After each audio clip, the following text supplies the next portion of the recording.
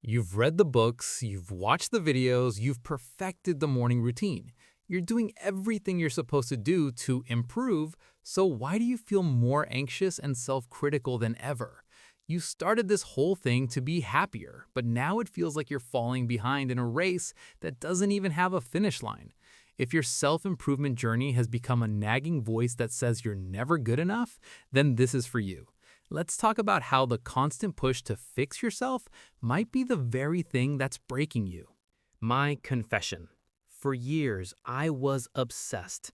My bookshelf was a shrine to productivity, and my mornings were a rigid ritual of journaling, meditation, and optimized coffee. I treated my life like a struggling business, and I was the underperforming CEO. I thought if I could just organize, optimize, and discipline myself into a perfect person, I'd finally feel content. But I never did. With every new life hack, I just found a new way to feel inadequate. Skipping a 5 a.m. workout felt like a moral failure. An unproductive afternoon would send me into a guilt spiral. The more I tried to fix myself, the more I started to believe I was fundamentally broken. The turning point came when it hit me. I wasn't building a better life, I was building a more beautiful cage, a place where rest was a sin and my self-worth was tied directly to my output. This relentless drive for growth had turned into an exhausting, unwinnable race, and I was losing. Deconstructing the problem, the three lies of self-improvement. And the thing is, I know I'm not alone in this. We've all been sold a version of self-improvement that's quietly damaging our mental health. It's built on three sneaky lies. First, the lie of constant optimization. This is the toxic belief that every single moment of your life should be productive. Hobbies need to be monetized, downtime has to be scheduled, and rest must be earned. This mindset turns us into never-ending DIY projects, creating guilt around the basic human need for rest. We start believing our value is tied to our output, leading to burnout and an inability to just be.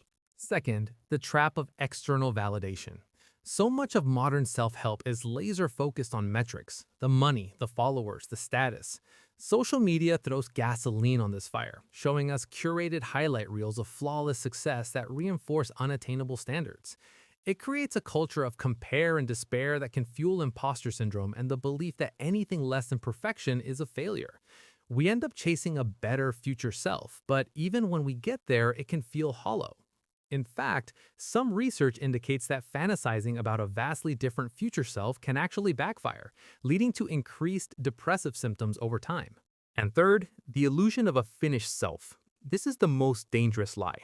It's the idea that you are a problem that needs to be solved. Self-improvement becomes a hunt for your own flaws, a way to pathologize your own humanity.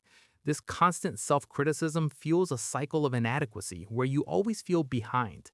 Instead of fostering growth, it destroys self-acceptance, teaching you to reject who you are today for a hypothetical person you might become tomorrow. So, what's the alternative? Do we just give up on growing? Not at all. The shift is subtle, but it's profound. We move from self-criticism to self-compassion. Self-compassion isn't about letting yourself off the hook. It's about treating yourself with the same kindness you'd show a friend. It's understanding that failure and imperfection are part of being human. While criticism-fueled self-improvement says, I have to be better, self-compassion says, I am worthy of care right now as I am while I grow. Research led by pioneers like Dr. Kristen Neff shows that people who practice self-compassion are more resilient, less afraid of failure, and more likely to achieve their long-term goals. They learn to grow with themselves, not against themselves. The goal isn't to fix yourself, but to finally understand yourself.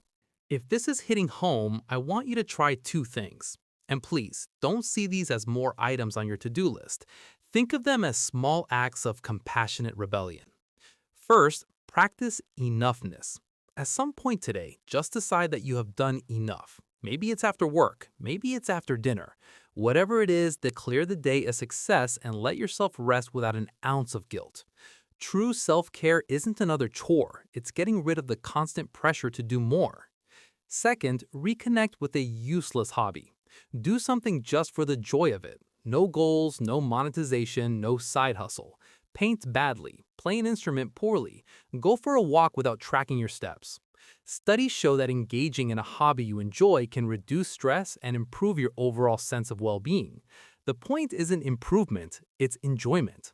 Let me know in the comments what your useless hobby is or how you practice enoughness. I genuinely love to hear your story. For too long, we've been told we need to hustle, optimize, and grind to be worthy. But you are not a project to be completed. You're a person to be known and cared for. Your worth isn't determined by your productivity, your success, or how perfectly you stick to a morning routine. It's inherent. Maybe the most powerful form of self-improvement isn't about becoming a different person at all. It's about finally giving yourself permission to be the person you already are.